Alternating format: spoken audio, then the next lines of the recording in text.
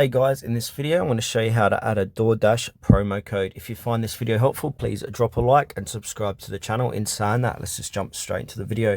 Alright, for this demonstration I'm going to be using the DoorDash app on my mobile device. So what I'm going to do is open it up, and now I'm just going to order some random food here. So I'm just going to do, say, McDonald's for demonstration purposes.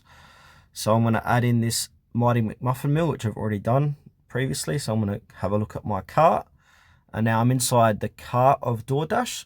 And now if I scroll down here under summary, it says add a promotion. So click into that, and then that promotion code you got, just jot it down here and click on apply, and then go back, and then that promo code will make your total. So your total would be, say, $16.90. If I got a promo for $10, I'll make it $6.90. So I'd have to pay still with a credit card. But if you got a promotion that covers the whole meal, the whole price, you don't need to pay any extra. And then from there, just click on continue and follow on with the checkout.